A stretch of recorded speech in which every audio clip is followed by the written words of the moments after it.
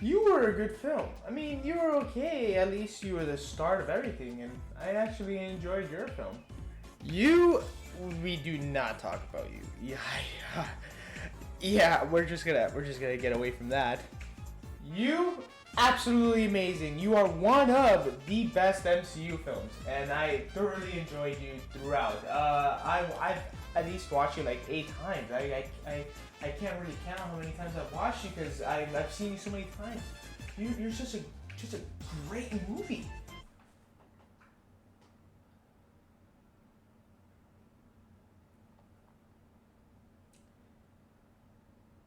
Okay.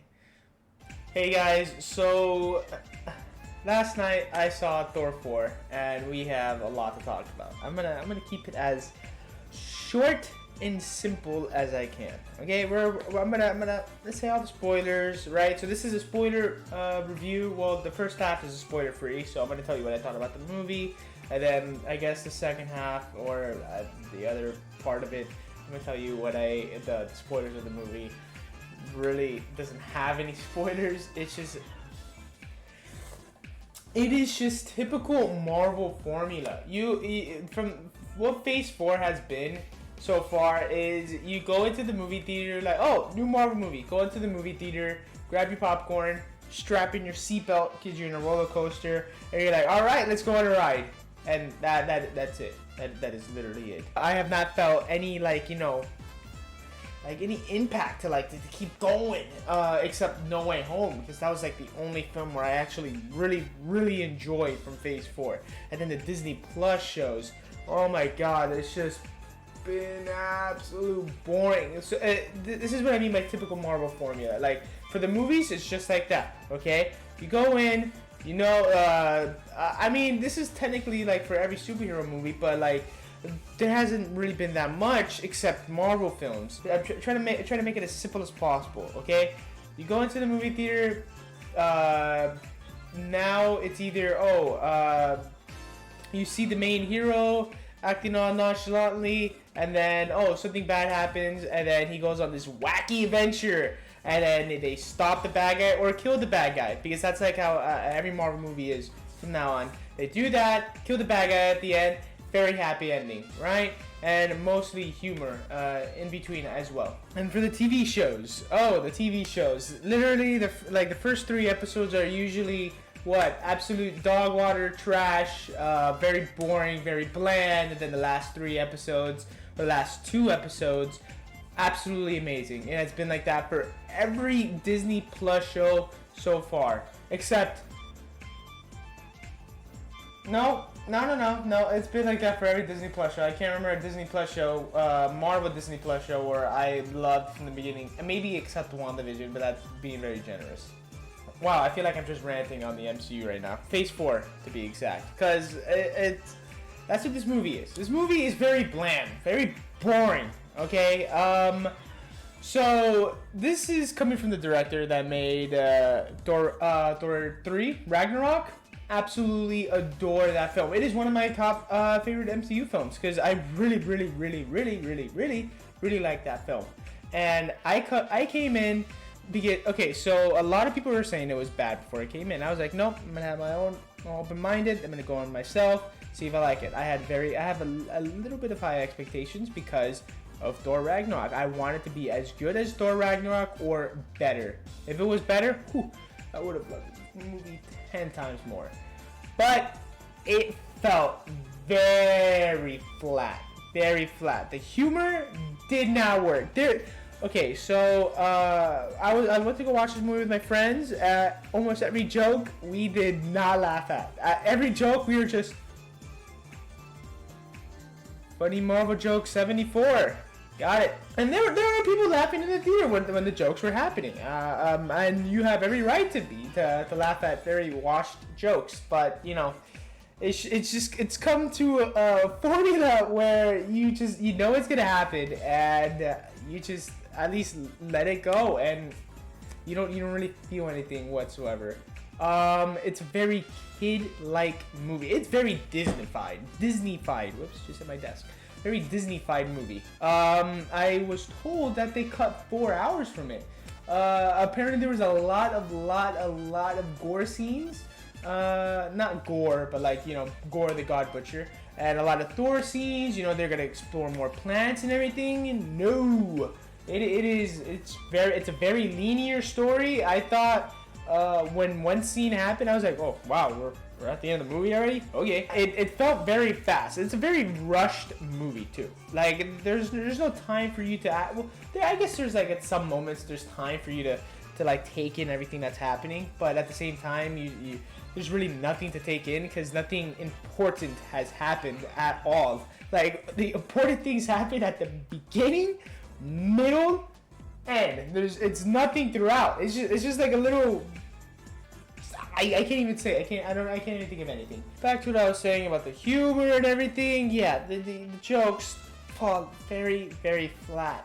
There's this one joke where I'm pretty sure you guys seen this meme everywhere where everybody's like saying, oh, typical Marvel trailer when bad guy is destroying the planet and then Tony Stark says, oh, that's awkward, and then big epic music. They actually do a joke like that in this film, and I threw my popcorn bucket. I wanted to get out of there very badly. It's not as bad as Thor the Dark World or like any like Captain Marvel or the Eternals, but this is a very weak film. I can't stress it enough. You don't care for any of the characters. Like there are a lot of sad scenes. There's some sad scenes in this film, but like you're just like, okay, can we hurry up? Can we get through it? I got things to do. I'd rather watch my dog take a shit outside than watch this movie anymore. It's just everything that was just showing up on screen. It felt like it did not matter. Gore, he was like the only thing that mattered in the movie, and even he didn't get a lot of good scenes. I think he was like the only good thing in the film. I can't like Jane Foster. She was pretty good. Thor, an idiot. They turned him into an idiot in the MCU, so he was as best as he could be. Yeah, that's pretty much all I can say about the film. Cinematography though, pretty good, I guess. Not as good as Thor Ragnarok, I can tell you that. There was a lot of eye-popping colors, but there's this one particular part in the film which I thought was absolutely better than anything in the film, and it's a pretty big fight scene too, and I genuinely enjoyed it. I was in my seat going, whoa, what the hell? Am I in a new movie all of a sudden? And yeah, I really liked that part, but everything else, it felt very flat. I guess I should give my rating now, because we got some spoilers to talk about for the film, but I would give this film, Thor Ragnarok, I give it a 9. 8 or a 9. This film is a 5. It is an absolute 5 for me. I gave it some thought, okay? I was gonna record this last night when I came home at like around 9. I was like, okay, I want to record the hell out of this review, because I was gonna absolutely demolish this film. I was probably gonna give it a 4 maybe. But no, give it some thought. You know, like there's some really good scenes in this film, but like I would not watch this movie again. 100%. I would literally just. It's a one and done deal. It felt like a Disney Plus movie. Like this is one of the movies where it should have came out on Disney Plus. I'd rather just watch it there than go to a movie theater and waste my time. Yeah, I give it a 5. If you really want to watch this film, I suggest you wait for it to come out on a pirated DVD site, or I don't know, if someone invites you for free, but I wouldn't waste your money on this. I'm absolutely disappointed in this film, absolutely disappointed in the director, because he was hyping this film a lot, and there was nothing out of it. I was really ecstatic to see Christian Bale pulled it off pretty good, but like I said, they cut like a lot of things from this film, and Christian Bale did not like that, so I really feel bad for him. I bet he acted his ass off in this film, and I bet all those scenes that were cut, it would have brought the film a lot higher for me.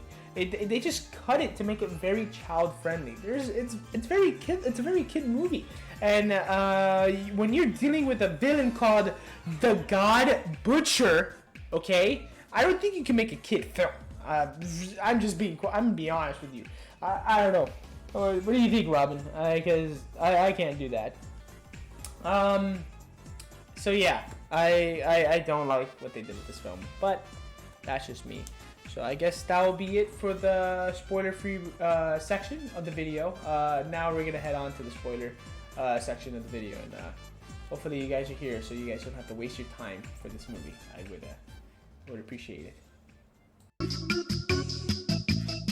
Okay, so this is the spoiler-free, the spoiler section of the review. If you don't want to stay, please, by all means, get out. I'm not gonna tell you to watch the film. Get out, do literally anything else. Go eat some food, read a book, go get a drink at Starbucks.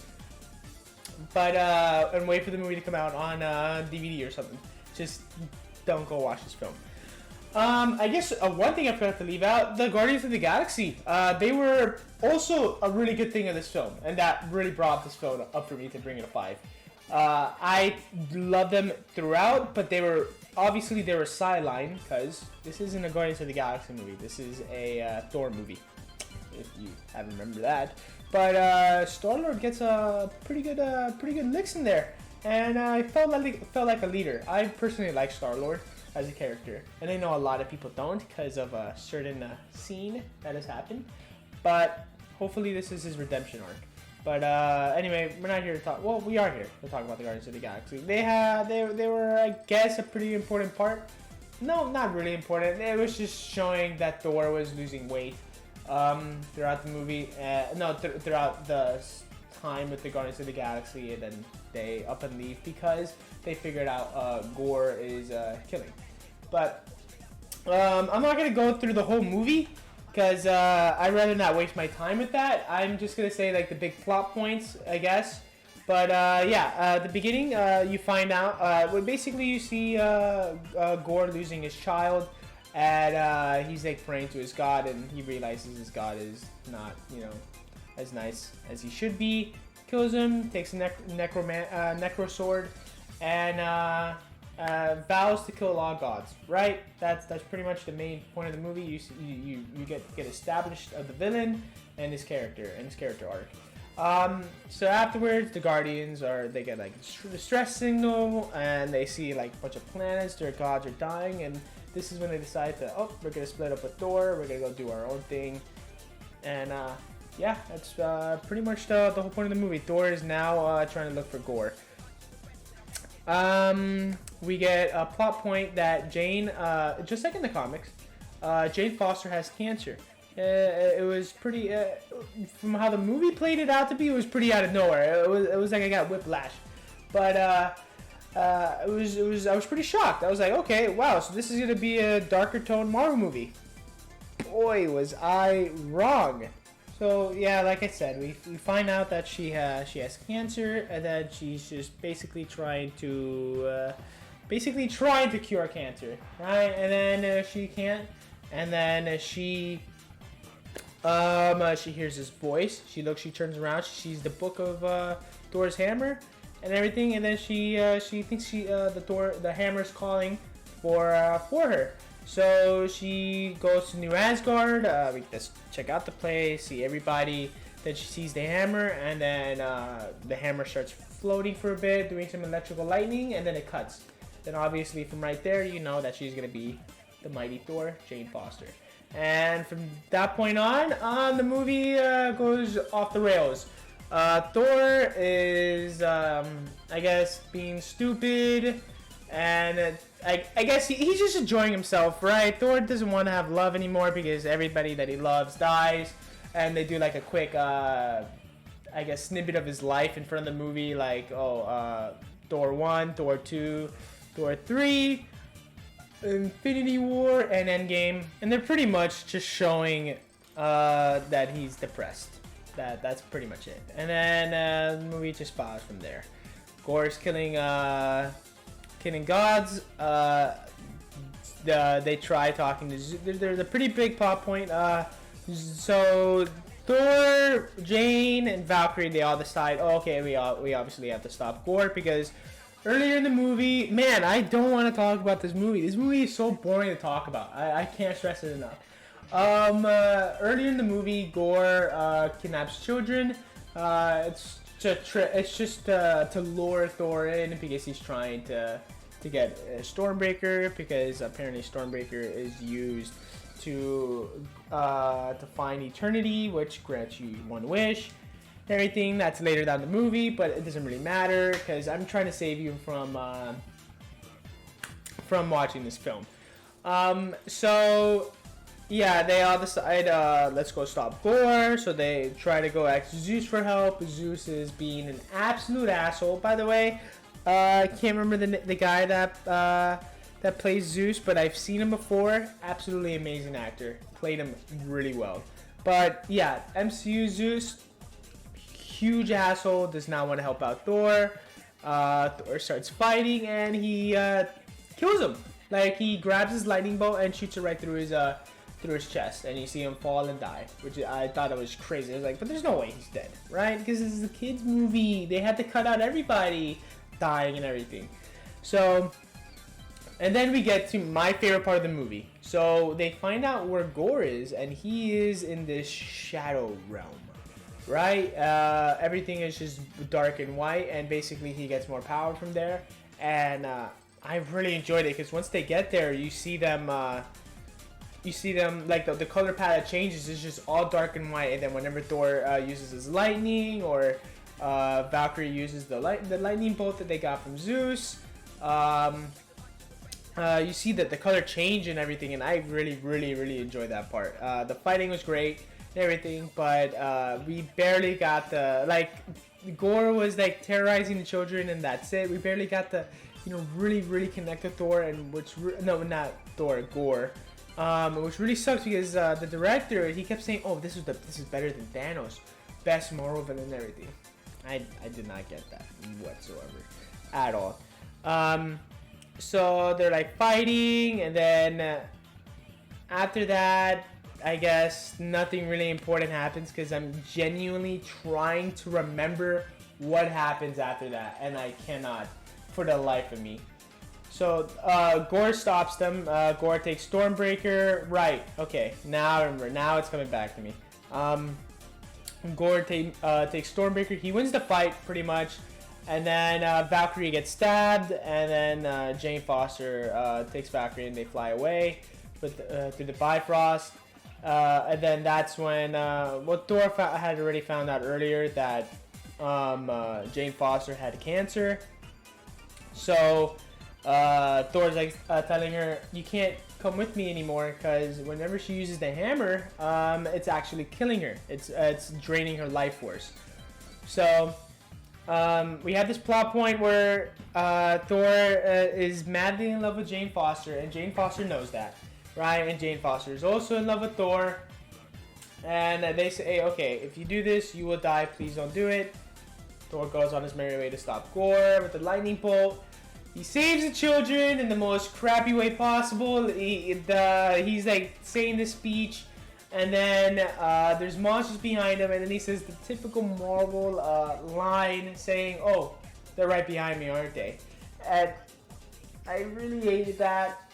They're fighting. Jane Foster, obviously, this movie is also very predictable. While the movie was happening, I was sitting next to my friends. I was like telling them, "I bet this is what's gonna happen," and then it happens, and I go, God damn it, no surprise, no nothing, right? You just knew, everything's gonna happen. So he didn't take Mjolnir, right? So you already know Jane Foster's gonna be like, oh no, I have to go save him. So Jane Foster comes in, starts saving the day, kicking ass, right? She says these crappy one-liners, they're fighting Gore, then they stop him, and then, but they don't stop him in time technically because they had opened the door to eternity. So Gore was still able to grant his wish, and Jane Foster is dying on Thor's arms because she used the hammer one more time. And I genuinely thought, I really thought Gore was gonna look at Jane and be like, oh no, what am I doing? This is wrong. We need love. So I thought he was gonna keep Jane alive, but no. The most surprising thing in this film, they actually kill off Jane Foster. Pretty crazy. Wasn't expecting that. They killed off the legacy character. Not that I really care for Jane Foster. In this film, you don't really care for her either because I don't know, you just don't feel anything for the characters at all. And then Jane dies, and then the Gore wishes for her daughter, which is for his daughter back. Well, cannot speak today. And she comes back. She has the power of powers of a god. Pretty much, they don't really explain it. That's pretty much what every Marvel movie is. You don't watch it to watch the movie. You watch it to see, oh, what's gonna come next. So, she has the power of a god. They don't explain it. Thor takes care of her, right? He promises Gore, I'm not like the other gods. I'll take care of her. And then the movie ends there. I really did not like this film. I can't stress it enough. It's very average, very bland. It's between a 4 or a 5. I'm sticking by it. I'm sticking by a 5. I can't stress it enough. I won't watch this movie again. I'm very disappointed. I really liked Thor Ragnarok. I really did. And I was really hoping this movie was gonna be good. I was like, oh no, all these people on the internet, they're just wrong. They have to be wrong. It can't be like Multiverse of Madness. Nope, it's exactly like Multiverse of Madness, or probably worse. Yeah, I guess that's all I have to say for the review. Hopefully you guys enjoyed the video. Please give it a like or subscribe, or not if you don't like it, and if you're a big Marvel fan and if you think I'm wrong, please give your comments on the video. I'd like to hear some criticism, but I'm pretty sure you would be wrong. Other than that, I guess I'll see you guys in the next video. Bye, guys.